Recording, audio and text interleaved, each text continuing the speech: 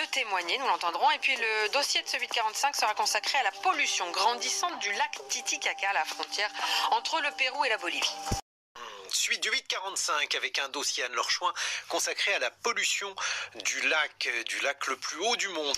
Oui, situé dans les Andes entre la Bolivie et le Pérou, le lac Titicaca est de plus en plus pollué malgré son altitude, notamment parce que les différentes rivières qui se jettent dans ce lac charrient du plastique, des rejets miniers ou encore des eaux usées. Sauf que pour l'instant, il n'existe aucun relevé pour connaître précisément cette pollution et son évolution.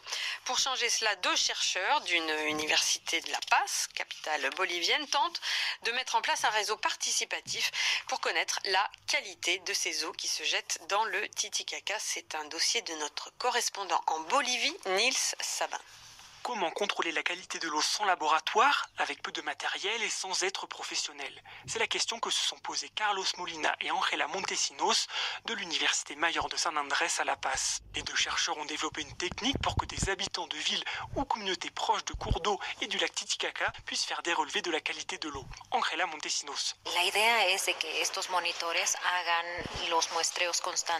L'idée, c'est qu'ils puissent faire des relevés régulièrement, c'est-à-dire au moins une fois par mois. Ça va nous servir pour voir les changements de qualité et agir rapidement s'il y a de la pollution. La méthode consiste à compter le nombre et la diversité de macro-invertébrés, de minuscules crevettes ou des vers d'eau par exemple, ce qui permet d'avoir une idée assez précise de l'état d'une rivière à un endroit donné. Certains macros-invertébrés sont très sensibles. Dès qu'il y a une perturbation, une modification de leur environnement, ils migrent ou ils meurent. D'autres sont très tolérants aux perturbations et peuvent indiquer qu'un certain endroit est pollué. Aujourd'hui, les 2 chercheurs proposent une journée de formation à cette méthode. Le public visé, des techniciens travaillant pour des communes proches du lac et des directeurs ou professeurs d'école. L'objectif est qu'une fois formés, ils puissent à leur tour transmettre cette technique car elle demande peu de matériel. Carlos Molina. Ce qu'on donne aux techniciens est très basique. Une loupe, une pince à pointe fine et de petits tamis en plastique.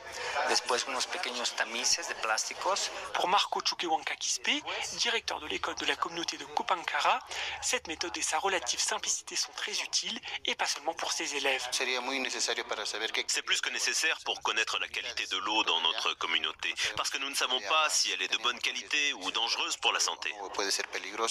À partir des données récoltées, les 2 chercheurs espèrent pouvoir proposer des solutions concrètes aux autorités pour améliorer la qualité de l'eau. Un dossier